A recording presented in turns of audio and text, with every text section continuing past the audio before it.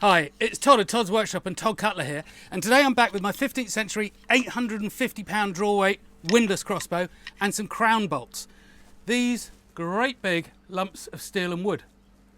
Now they're not military, they're domestic, they're for hunting. And the whole premise behind this is apparently, so I'm led to believe from the books and the museum cards, that they don't puncture the skin of the beast. So you get to keep the skin whole, without holes. Brilliant, great. Do they work? Well, we're about to find out. Now, I don't have a heavyweight sporting crossbow, but you're going, oh, well, sporting crossbows not as powerful as these. Actually, it's the other way round. Very often, sporting crossbows of at least the 16th and 17th century, which is when these bolts were prevalent, were heavier than this one. But this is all I've got right now. So this is the one we're going to try.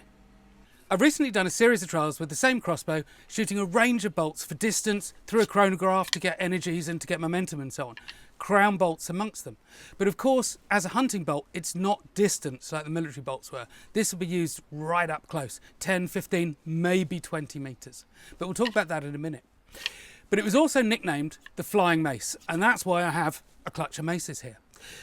And it's not so far from the truth. Now these three here, many maces, but these three here are available from toddcutler.com.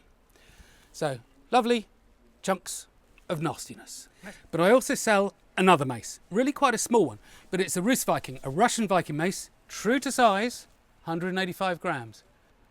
It's tiny, but it worked for them. And it's not a one-off, there's quite a few at this kind of size.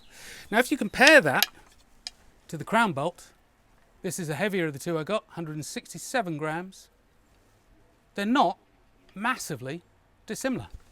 So when you call the crown bolt a flying mace, it pretty much is a flying mace. So the next thing we need to do is go down to the range and put some targets out and shoot them. I'm down the range now with my crown bolt, tonight's dinner, which is a chicken, I'll pick the bits out, and a jacket made of goose feathers. It's the best I can do really for this. So I'm going to place this onto the chicken. We're going to shoot our bolt at it. The idea, according to the books, according to the museum cards, is that the blunt head doesn't pierce the plumage or the fur of a beast. That way you get to keep it. The other context you see these in a lot is particularly in German gentlemen going down to the range to shoot, to practice with their crossbows. Because of course a sharp bolt is going to stick into wood, it's going to get buried or lost in straw or hay or sand or soil. So you shoot blunts at it, they bounce out. You can even train your dog to go and collect them. Now the next thing I'll say is this is really close. We'll come to that in the next one.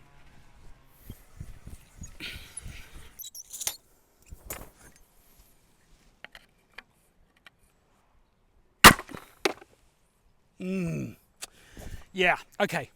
Plumage idea, it don't work. Let's have a look at that.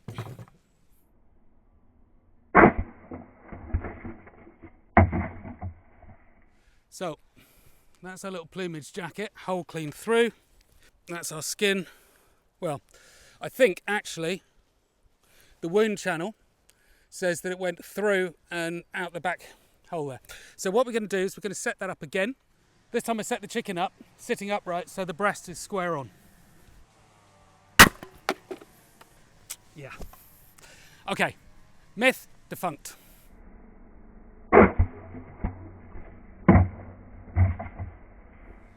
So here we have it.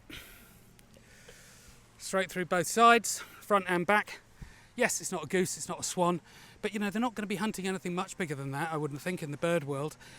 So a blunt bolt absolutely goes through the plumage of a bird. There is no way you can say that plumage is intact. Let's go kill a boar. I'm back now with a piece of pork with the skin on and our crown bolt, and we're going to have a go at that. Now I mentioned earlier that the range was crazy short, and I'm shooting from a metre basically, or a metre and a bit. Now you might think that that's absolutely ridiculous, but actually previous films I've done have shown that the velocity drop off over the first 10, 20 metres is really minimal. So, you don't really need to account for it. But the other thing that is really important is if you look at the works of something like Gaston Phoebus, who did fantastic manuscript pictures of all manner of hunting from around the year 1400, you can see that an awful lot of it is done very, very close. And the reason for that is this bolt goes around about 140 feet per second, something like that. I can tell you from experience, because I've done it myself with blunts, I can step aside from that shot at 20, 25 metres. And my reflexes are nothing like the reflexes of a deer. So you have to get very close. You have to. So anyway, now we're going to line this up. We're going to shoot this, skin on, see what it does. Oh! Ah! Ouch, ouch, ouch, ouch. This is our impact point here. Unbeknownst to me when I bought it, the skin has been slit for crackling, but, and this is an interesting but, it struck on one of the splits and it didn't actually go through.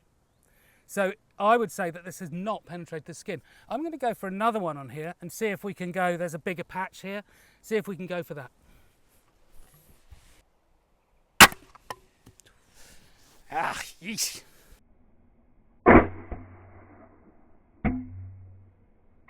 That one just struck here, so actually a little bit higher than I wanted. But again, it struck straight on the cut and it didn't go through. Let's go again for our third and last, I think, on this.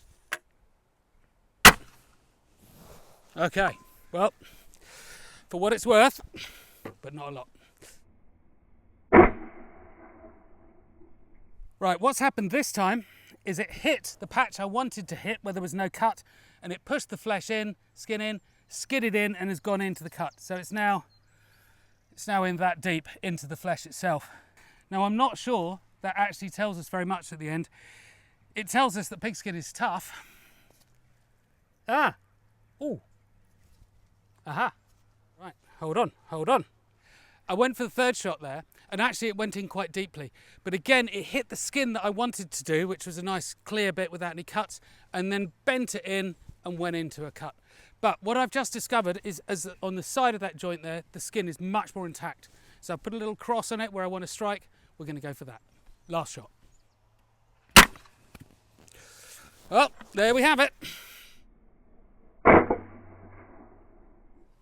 I'm amazed by that. I'm absolutely amazed that the energy of these just bounced off humble pigskin.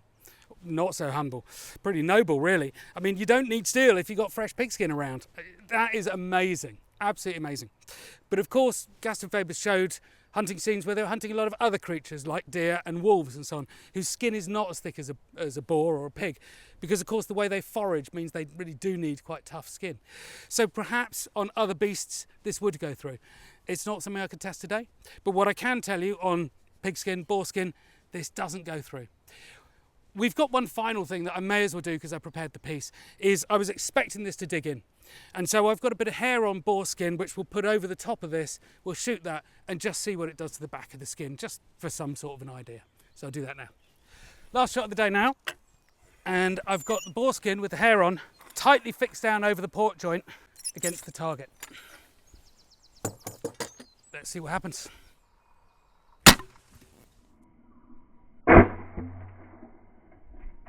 Straight off, but I guess we all predicted that. Let's have a look, see if it's done anything.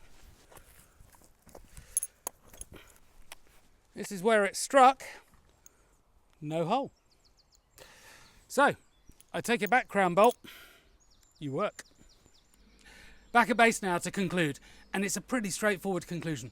But before I go on, help me buy my chicken dinners. Visit the website, treat yourself to maces, sign up for the newsletter. It all really helps. But anyway, back to the crown bolt. And here we are, 160 grams of wood and steel. And it bounced off our pig. I'm amazed by that. I was not expecting it. I try not to pre-guess, but really, I thought that would go in. But our armoured pig survived. Now that's not to say that animals with thinner skins, like wolves or deer, would come off unscathed, because of course, the real reason for these, or one of the two real reasons for these, apparently, is it does not puncture the skin, so you have an intact hide. Well, I can say that on a boar skin, that seems to be the case. Now, is that going to be the case on wolf or on deer or some other things that Gaston Fabus showed? I don't know. And really, this is where it comes over to you, because I'm not a bow hunter. I have no experience of doing that. So I can't even really express an opinion. So, my fantastic comment section, do your bit. Crown bolts, thank you very much.